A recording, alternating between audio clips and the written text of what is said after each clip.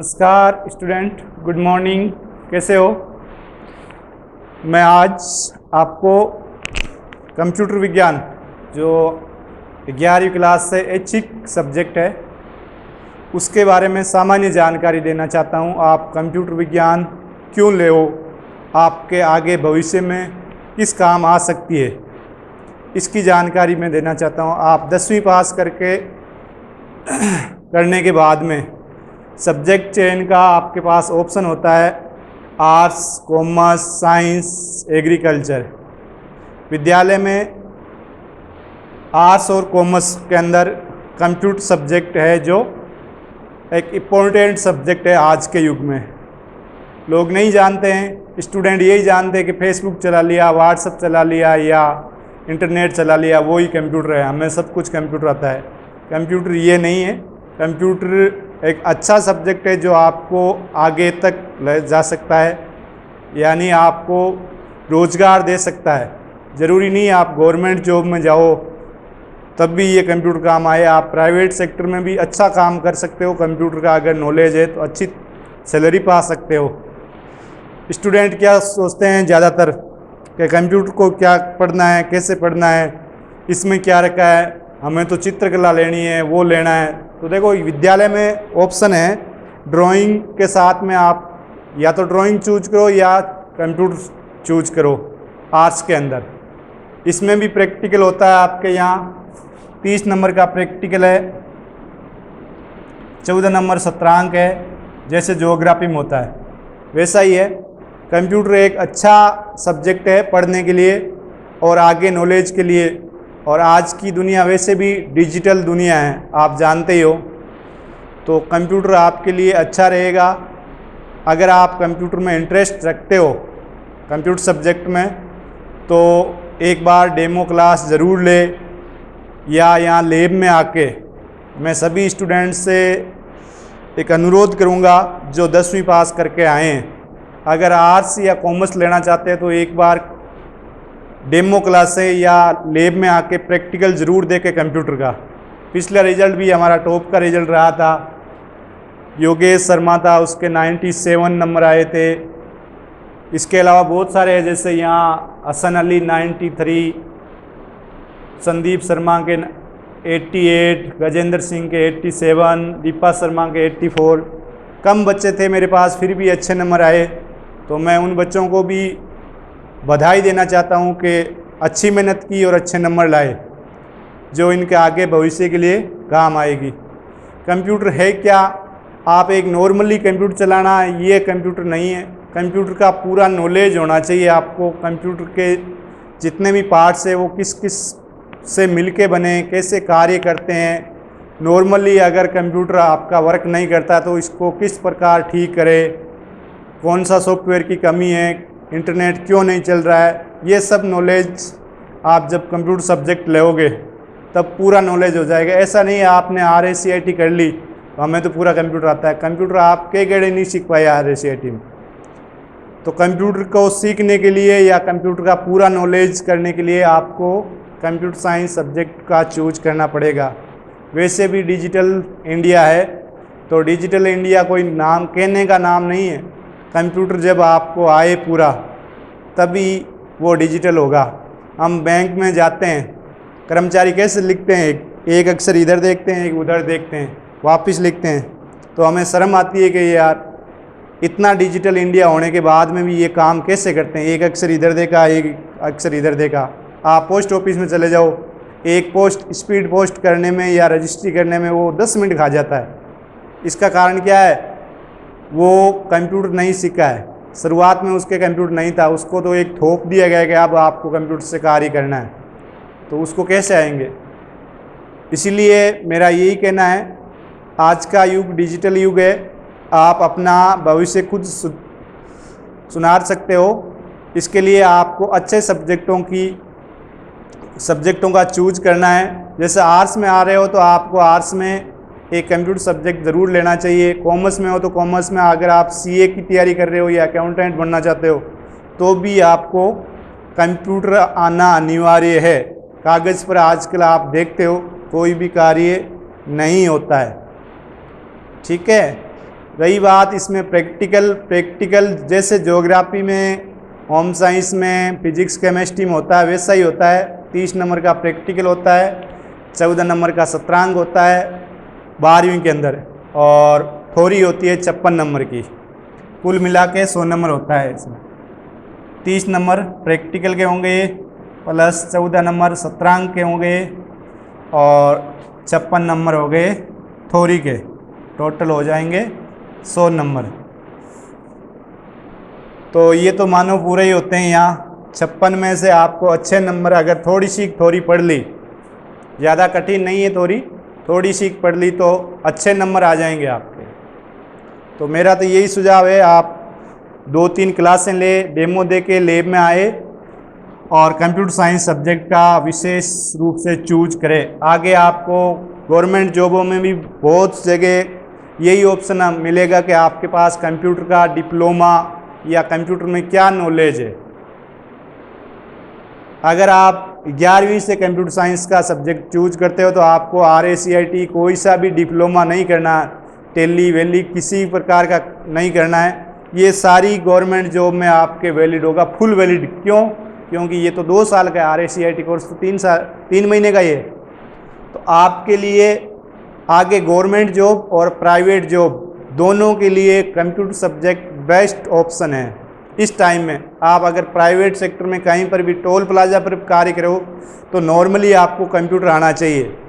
अब आप कहीं कार्य करने के लिए आप प्राइवेट सेक्टर में जाते हो तो पहले आप कंप्यूटर सीख के आते हो, तब प्रॉब्लम होती है, वो टाइम वेस्ट होता है। इसीलिए आप 11वीं में आ गए तो आप सब्जेक्ट ऐसा चूज करो जो आगे आपको रोजगार दे सके, ना कि बेरोजगारी। जैसे आप अगर ड्राइंग वगैरह ले लिया, होम साइंस ले लिया, तो ये ड्राइंग कौन सी दीवारों पर चित्र बनाओगे भाई आप? मैंने तो नहीं देखा किसी स्टूडेंट को कि चित्र बनाते हुए उसको अच्छी सैलरी मिल रही है। मैंने तो आज तक ही नहीं देखा।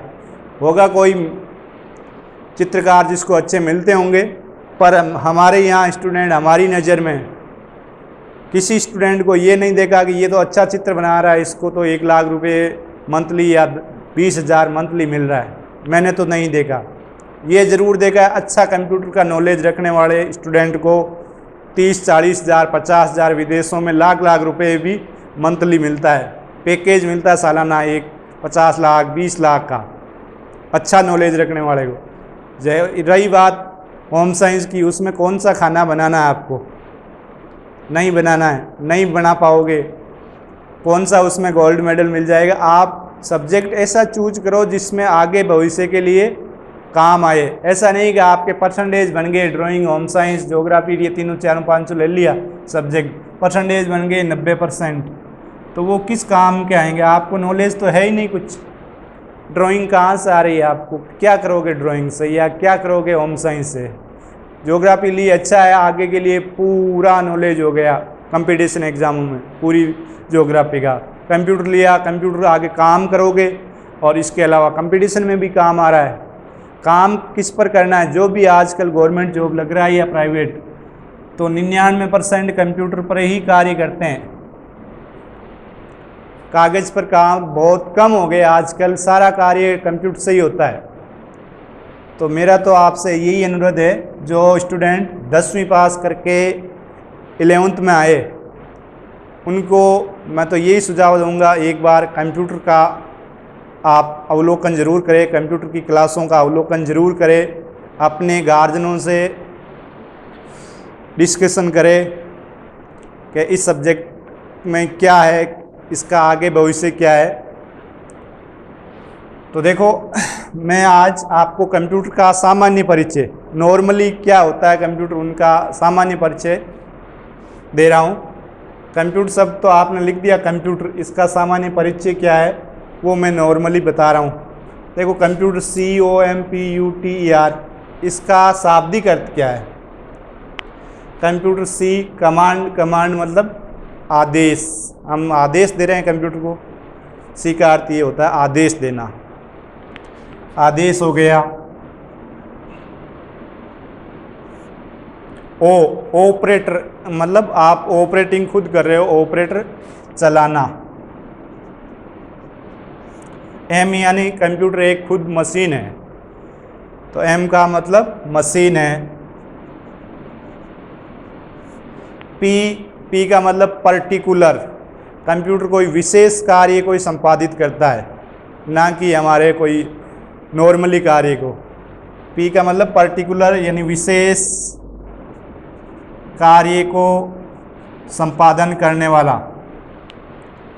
यू का मतलब यूजर, यूजर मतलब आप उपयोगकर्ता हो, कंप्यूटर को एक उपयोगकर्ता की भी आवश्यकता होती है, उपयोगकर्ता, उपयोग के लिए। टी का मतलब टेक्नोलॉजी यानी शिक्षा, तकनीकी ज्ञान। कंप्यूटर क्या है, एक टेक्नोलॉजी का पार्ट्स है, तकनीकी शिक्षा का एक भाग है। तो टेक्नोलॉजी मतलब तकनीकी शिक्षा, तकनीकी शिक्षा में विशेष स्थान रखता है। ई एजुकेशन, शिक्षा के क्षेत्र में भी कंप्यूटर का विशेष आप जानते हो योगदान है। और लास्ट वाला है आर रिसर्च, खोज। कंप्यूटर का आविष्कार ही खोज पर आधारित है, खोज पर आधारित है। तो ये शब्द हैं कंप्यूटर का, शाब्दिक अर्थ है। वैसे कंप्यूटर की अगर परिभाषा हमें पूछे तो कंप्यूटर एक इलेक्ट्रॉनिक उपकरण है, ऐसे दे सकते हैं हम। कंप्यूटर एक इलेक्ट्रॉनिक उपकरण है जो यूजर द्वारा दिए गए आदेश या इच्छित आदेश को हमारे इच्छित परिणामों में प्रदर्शित करता है। नॉर्मली परिभाषा, कंप्यूटर एक इलेक्ट्रॉनिक उपकरण है जो यूजर द्वारा दिए गए आदेश का इच्छित परिणाम देता है। हम चाहते हैं कि कंप्यूटर से सॉन्ग चले, ये एक आदेश है और हमें सॉन्ग सुनाई दे रहा है, वो इच्छित हमारा एक परिणाम है। तो ये तो हुआ कंप्यूटर का शाब्दिक अर्थ। कंप्यूटर का आविष्कार सबसे पहले किस सन में हुआ था? कंप्यूटर का आविष्कार हम सन करें तो 1822 में सबसे पहले कंप्यूटर का आविष्कार हो गया था। विश्व में सबसे पहले कंप्यूटर का आविष्कार 1822 में एक मैकेनिकल मशीन, जो मैकेनिकल मशीन होती है ना, जो पुर्जा वाली गेयरिंग मशीन होती है, उसके रूप में कंप्यूटर का आविष्कार 1822 में हुआ। और भारत में कंप्यूटर का आविष्कार, भारत में कंप्यूटर का आविष्कार सन 1952 में सांख्यिकी विभाग है जो कोलकाता के अंदर है, उसमें उपयोग लिया गया। कोलकाता में लिया गया। सांख्यिकी विभाग है जो जनगणना वगैरह करते हैं नहीं, वो विभाग था 1952 में। तब हमारे पास में इंडिया में कंप्यूटर आया था। आम लोगों के लिए तो कंप्यूटर उपयोग में 2005 के बाद में ज़्यादा प्रचलन हुआ था। हम जो आम लोग पीसी कहते हैं ना, जिसको पीसी का उपयोग 2005 के बाद में ज़्यादा प्रचलन हुआ था। ये एक कंप्यूटर का सामान्य परिचय। कंप्यूटर का पिता किसे कहा जाता है, या कंप्यूटर का मेन आविष्कारक कौन है? मेन आविष्कारक है चार्ल्स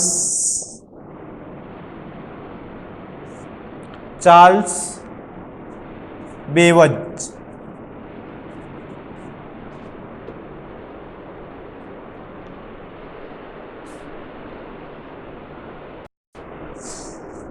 फ़ोन आ गया था थोड़ा सा, सॉरी। देखो ये तो है नॉर्मली आपके कंप्यूटर का परिचय या कंप्यूटर का आविष्कार कब हुआ था, भारत में कंप्यूटर कब आया था। अब देखो हम 11th और 12th में क्या पढ़ेंगे कंप्यूटर साइंस में। नॉर्मली 11th में आएंगे, सबसे पहले आपका कंप्यूटर का बेसिक नॉलेज जितना भी होता है, जैसे डेस्कटॉप किसे कहते हैं, कीबोर्ड में कितने की होते हैं, माउस में कितने बटन होते हैं, हार्ड डिस्क क्या है, रैम क्या है, रोम क्या है, या सीपीयू किसे कहते हैं, ये संपूर्ण नॉलेज होता है। उसके बाद में आपको इंटरनेट का सामाजिक उपयोग या आपके जीवन में उपयोग किस प्रकार करना है, कौन कौन सी वेबसाइट है आपको चलानी है, उनमें क्या क्या कार्य किया जाता है, इंटरनेट से बिल कैसे भरे जाते हैं, आपके ये सामाजिक सुरक्षा पेंशन कैसे चेक की जाती है, ये सारे काम फॉर्म कैसे भरे जाते हैं, वैकेंसियाँ कैसे चेक की जाती है। इसके अलावा बहुत सारा काम जो आप बाज़ार से करते हो, ये काम बेसिक काम के अंदर आता है, कंप्यूटर में ये सिखाया जाता है। इसके अलावा 11th के अंदर जो मेन सिलेबस है उसमें कुछ लैंग्वेज हैं जिनमें, जैसे कि इनसे सॉफ्टवेयर कैसे बन रहे हैं कंप्यूटर से, तो सॉफ्टवेयर आप फ़ोन में चलाते हो ना, ये जो एप्लीकेशन होते हैं वो किस प्रकार बनाए जाते हैं, कौन सी लैंग्वेज में बनाए जाते हैं, इनकी सामान्य जानकारी है। या आप देखते हो मेमोरी कार्ड होता है आपका 1 GB 2 GB 4 GB 4 से 8 GB 16 GB, ये क्रम ये क्यों चलता है? आप ऐसे नहीं पूछ सकते हो कि 3 GB का मेमोरी कार्ड क्यों नहीं है, ये जानकारी है। 5 GB का मेमोरी कार्ड क्यों नहीं बनता है, तो ये जानकारी आपको, आप सब्जेक्ट लोगे तब पता चलेगी कि 5 GB का मेमोरी कार्ड नहीं आता है, 3 GB का मेमोरी कार्ड नहीं आता है। क्यों? क्योंकि कंप्यूटर एक इलेक्ट्रॉनिक उपकरण है जो बाइनरी कोड पर, जिनका कोड बाइनरी कोड है, कंप्यूटर का बाइनरी कोड है 0 और 1, ये 2 डिजिट है, उस पर कार्य करता है। इसलिए कंप्यूटर में मेमोरी 3 GB की या हमारे फ़ोन में 5 GB 7 GB 9 GB ऐसे नहीं होती है, ऐसे होती है 1 2 4 8 16 32 64 ऐसे बढ़ेगी। तो इसकी जानकारी, ये छोटी छोटी जो जानकारी है हमारे दैनिक जीवन में उपयोग में लेते हैं, वो संपूर्ण जानकारी हम इस 11th क्लास में कर लेते हैं। उसके बाद में 12th क्लास आती है तो उसमें डाटाबेस कैसे तैयार करते हैं, वर्ड एक्सेल की फाइलें होती है जो बड़ी बड़ी स्कूलों में मैनेजमेंट करते हैं, वर्ड एक्सेल की फाइलें, वर्ड में कैसे काम करता है, एप्लीकेशन कैसे लिखनी होती है, ये सारा नॉलेज हम इन 2 सालों में कर लेते हैं। तो हमारे यहाँ प्राइवेट सेक्टर में और गवर्नमेंट सेक्टर दोनों में कंप्यूटर बहुत उपयोगी सिद्ध होगा। आज के लिए इतना ही है। कल मैं सिलेबस से शुरुआत से सारी परिभाषाएं कैसे कंप्यूटर का शाब्दिक करते हैं सारा मैं डिटेल से लिखाऊंगा। आज नॉर्मली आपको एक कंप्यूटर का परिचय और कंप्यूटर सब्जेक्ट क्यों लेना है इसके बारे में जानकारी दी। धन्यवाद, थैंक यू, जय हिंद।